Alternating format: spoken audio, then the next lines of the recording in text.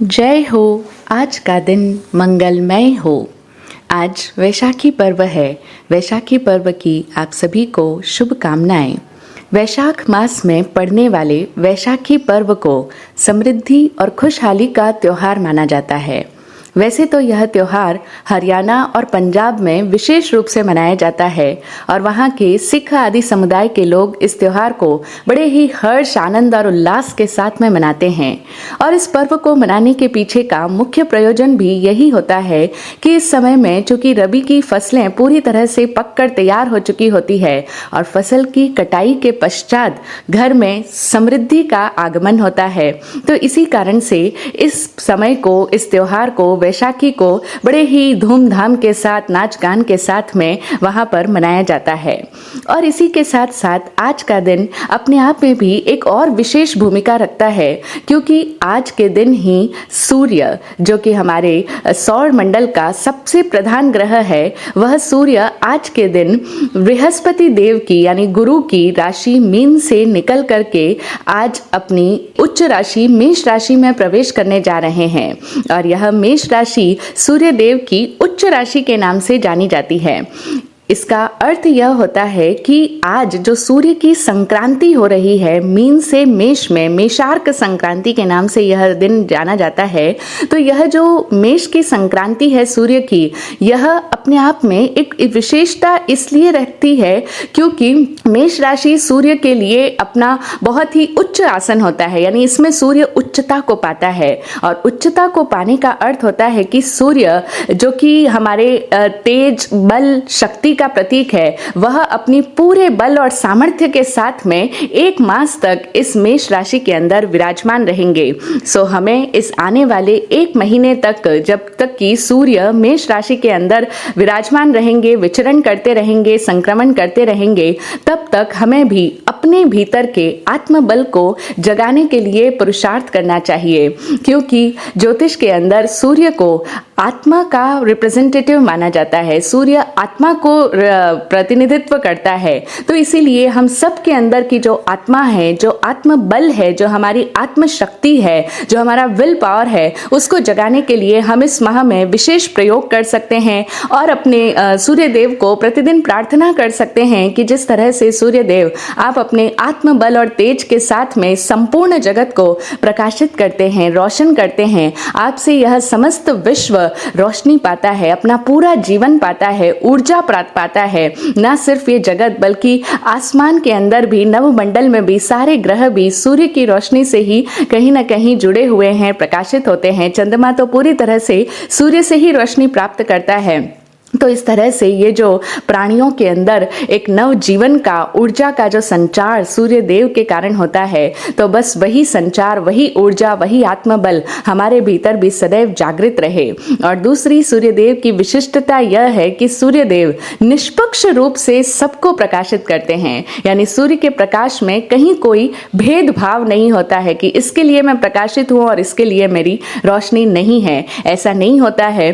ठीक उसी तरीके से हम भी अपने जीवन में निष्पक्ष रूप से अपनी योग्यताओं का दान करना सीखें। जो कुछ भी हमारे अंदर टैलेंट है, कैपेसिटीज है, एबिलिटीज है, उससे हम इस जगत का जितना कल्याण कर सकें, वैसे भाव हमारे अंदर रहे। हम भी सूर्य देव से इस बात की प्रेरणा, इस बात की शिक्षा ग्रहण कर सकते हैं। तो इसीलिए आज का दिन, ये जो संक्रांति का दिन है, ये अपने आप में बहुत खास, विशिष्ट, महत्वपूर्ण दिवस बन जाता है, क्योंकि संक्रांति के दिन में एक ट्रांसफॉर्मेशन होता है। ये ट्रांजिट का पीरियड होता है, यानी बदलाव का समय है। और हम जानते हैं कि जब भी कोई एक चीज एक जगह से निकलकर दूसरी जगह में प्रवेश कर रही होती है, जहां पर भी ये बदलाव होता है, वो समय अपने आप में बहुत ही डेलिकेट होता है, नाजुक समय होता है। और इस समय में, संक्रांति के दिन में, अगर एक व्यक्ति साधना कर ले, अपने भीतर आत्मशक्ति को जगाने के लिए संकल्पित हो जाए, बैठ जाए कि अब इस मास में, मैं पूरे मास में अपने भीतर की आत्मशक्ति को बढ़ाने के लिए ध्यान दूंगा और उसके लिए प्रयासरत रहूंगा। तो आज का दिन हमें उसके लिए भी सहायता देगा, मदद प्रदान करेगा, क्योंकि आज के दिन इस ब्रह्मांड में ऐसी ही ऊर्जा विशेष रूप से संक्रमित रहती है। तो आज की इस मेष संक्रांति को और बैशाखी के पर्व को हम सभी आनंद के साथ मनाएं और अपने भीतर ये संकल्प करें कि हम अपनी आत्मशक्ति को जगाएंगे। हम शरीर के तल पर तो हमेशा जीवन जीते ही हैं, लेकिन थोड़े समय के लिए हम अपने आत्मा पर ध्यान दें। और थोड़े समय के लिए क्यों, ये तो एक प्रारंभ है, ये तो एक शुरुआत है कि अब हम शुरुआत करते हैं कि हम शरीर के तल से ऊपर उठकर जरा भीतर अपने आत्मबल को जानें, जहां से ये सारी रोशनी आती है। जिस तरह सूर्य प्रकाश का स्रोत है, ऐसे ही हमारे इस जीवन में प्रकाश का स्रोत भी आत्मा है। आत्मा के होने पर ही ये शरीर भी प्रकाशित होता है, यानी ये शरीर ठीक तरीके से काम करता है। इस बॉडी के जितने भी फंक्शंस ऑपरेट हो रहे हैं, ये सब आत्मशक्ति के जागरण के कारण ही है। अगर आत्मा ना हो तो हम जानते हैं शरीर की संज्ञा मृत हो जाती है, वह कलेवर कहलाता है। तो इसीलिए उस आत्मबल को जगाएं। और आज का दिन एक और विशेषता को धारण किए हुए हैं, जो कि 14 अप्रैल के कारण है। और हम सभी जानते हैं कि 14 अप्रैल को बाबा साहेब भीमराव अंबेडकर साहब की जयंती के नाम से जाना जाता है। तो 14 अप्रैल डॉक्टर भीमराव अंबेडकर की जयंती के रूप में सभी लोग मनाते हैं। और बाबा साहेब भीमराव अंबेडकर, जिनके बारे में हम सभी लोग ये तथ्य जानते हैं कि वे एक अस्पृश्य जाति के थे। इनका जन्म 14 अप्रैल 1891 में मध्य प्रदेश के महू ग्राम में हुआ था। और ये एक अस्पृश्य जाति कुल में जन्म लिए थे। और चूंकि उस समय के भारत के अंदर अस्पृश्यता यानी छुआछूत बहुत ज़्यादा रखी जाती थी, जो लोग भी शूद्र जाति के हुआ करते थे उनके साथ में बड़ा ही भेदभाव का व्यवहार किया जाता था। जातिवाद अपने चरम पर था। जाति के कारण से एक दूसरे इंसान के साथ में बहुत ही क्रूर और अमानवीय व्यवहार किया करता था। उच्च जाति वाले लोग हीन जाति वालों को, छोटी जाति वालों को बहुत ही सताया करते थे, अनेक प्रकार से कष्ट दिया करते थे। उन्हें अपने समान नहीं समझते थे। समान तो छोड़ो, उनको इंसानियत के अधिकारों से भी कई बार तो वंचित कर दिया जाता था। और जैसा कि हमने सुना ही होगा कि डॉक्टर साहब भीमराव अंबेडकर का बचपन भी इन्हीं सब संघर्षों को झेलने में गुजरा। यानी जब वे स्कूल के अंदर उनका एडमिशन कराया, चूंकि वो अपने माता पिता की 14वीं संतान थे, सबसे छोटे पुत्र थे, और पिता चाहते थे कि बेटा पढ़ाई करे। और उनके अंदर विशिष्ट प्रतिभा थी, बहुत विलक्षण बुद्धि से वो संपन्न थे, मेधा उनकी बहुत अपनी उच्चता पर थी। तो वे स्कूल में गए, एडमिशन कराया, लेकिन चूंकि शूद्र जाति के हैं तो इस कारण से कोई बच्चे उनके साथ में बैठना पसंद नहीं करते थे। छुआछूत का व्यवहार था, अनटचेबिलिटी थी, कोई उनको छूने में भी उनका धर्म भ्रष्ट हो जाता था। और तो और उन्हें वहां पर पीने के पानी को भी हाथ नहीं लगाने दिया जाता था। अगर उन्हें प्यास लगती तो उन्हें बहुत देर तक प्यासा ही रहना पड़ता। अगर कोई व्यक्ति उन्हें आकर के दूसरा व्यक्ति पानी ना डाले तो वो स्वयं अपने हाथ लगा करके उस पानी को स्पर्श नहीं कर सकते थे। तो इस तरह के ऐसे ही अनेक संघर्षों से गुजर कर वे आगे बढ़े। किंतु हम जानते हैं ना कि जब सूर्य अंदर से प्रकाशित होता है तो चाहे कितने ही घने बादल हो, काले बादल हो, वो आवरण कुछ पल के लिए उन्हें आवृत कर सकता है, लेकिन उसके बाद में सूर्य अपनी पूरी ओज के साथ में, पूरे तेज के साथ में प्रकाशित होगा ही होगा। उसी तरीके से डॉक्टर साहब अंबेडकर जी के अंदर की जो प्रतिभा थी वो अपने पूरे ओज और पूरे तेज के साथ में प्रकाशित हुई। और उनकी उपलब्धियों के बारे में तो इतना अधिक वर्णन है जिनको हम पूरी तरह से बता नहीं सकते। लेकिन कुछ विशेष पहलू है जो कि हम आप लोगों ने सुने ही हैं कि कोलंबिया विश्वविद्यालय में 100 शीर्ष विद्वानों की सूची में उनका नाम पहला रखा गया है। और तो और विदेश में जाकर के पहले वे भारतीय थे जिन्होंने अर्थशास्त्र में पीएचडी की डिग्री हासिल की थी। और उनके लिए यह भी कहा जाता है कि वे 8 साल की पढ़ाई को उन्होंने 2 साल और कुछ महीने के अंदर ही कंप्लीट कर दिया था। इसके लिए उन्हें दिन में 21 घंटे भी पढ़ाई करनी पड़ती थी। लेकिन हम आज उन्हें याद करते हैं क्योंकि उन्होंने भारत देश के ऊपर अत्यंत ही महान उपकार किया है। इसीलिए तो आज हम उन्हें इंडियन कॉन्स्टिट्यूशन के निर्माता के रूप में जानते हैं। वो उन्होंने जो विधि कानून के विशेषज्ञ थे और उन्होंने जो भारतीय संविधान की रचना की, उसके कारण से आज हम उन्हें याद करते हैं। और इसी के साथ साथ वो भारत देश के दलितों, असहायों और पिछड़े हुए वर्ग के और आदिवासी लोगों को उन्होंने सम्माननीय जीवन दिया था। तो इसके लिए भी ये उनकी एक विशेष उपलब्धि है कि उन्होंने इस प्रकार से जो भी पिछड़ी जाति के लोग थे, दलित लोग थे, शोषक वर्ग के लोग थे और आदिवासी जाति के लोग थे, उन सब लोगों को एक अच्छा सम्मानित जीवन जीने का अधिकार दिया, हक दिलाया।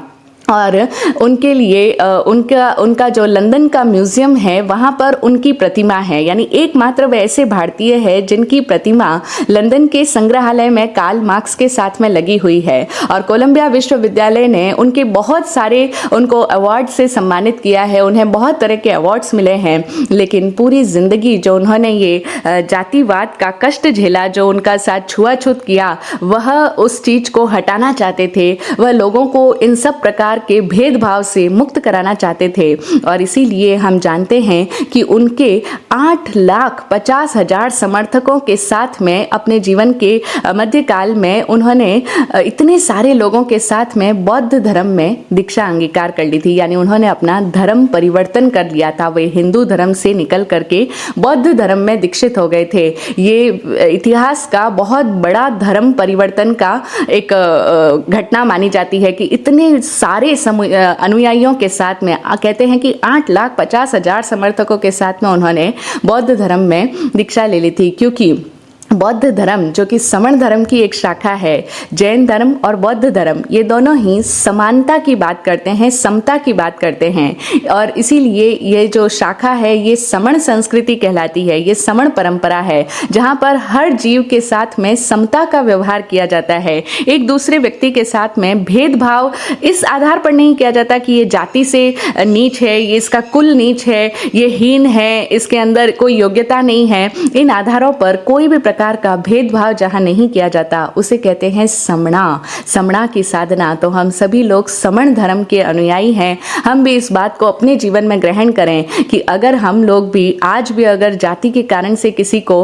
अनटचेबल मानते हैं, उनको छूने में पाप समझते हैं, हमें लगता है हमारा धर्म खराब हो जाएगा, हम अपवित्र हो जाएंगे, तो ये सारी बात हमारा धर्म ऐसा करने की बात नहीं देता, ऐसी शिक्षा हमें नहीं देता। हम सब समता, समण भगवान महावीर के समता धर्म को जिन्होंने प्रतिपादित किया, ऐसे समण वीर प्रभु महावीर के धर्म को मानने वाले हैं।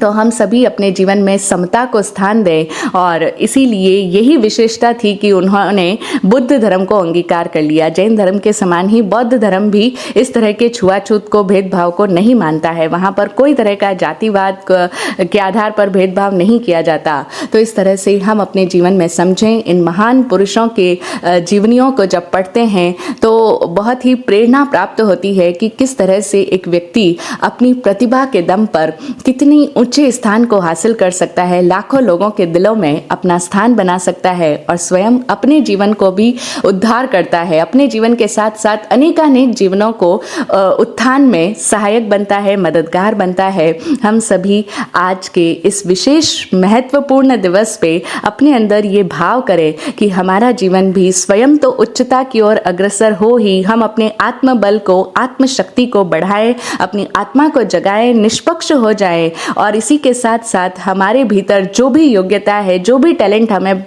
हमारे अंदर है, उस योग्यताओं का जागरण करके हम अपने साथ साथ अन्यों को भी उस योग्यता के जागरण से लाभान्वित करें। यानी हमारी योग्यता पूरे जगत के लिए काम आए और इस सृष्टि का भला हो। मेरी योग्यता से पूरी सृष्टि के लिए मेरी योग्यताएं मददगार बने, सहायक बने। इस तरह के भाव हम सब अपने भीतर में भर सकते हैं कि सुंदर सृष्टि धन्यवाद नित नए रंग से इठलाए, इस शरीर का कण कण मेरा जग शांति में काम आए, जग शांति में काम आए। यानी मेरे शरीर का कण कण इस जगत की शांति के लिए, इस जगत के कल्याण के लिए काम आए, सहायक बने। ऐसा ही हो। जय हो, जय हो, जय हो। सब मंगलमय हो। जय विराट शांति गुरुभ्यो नमः।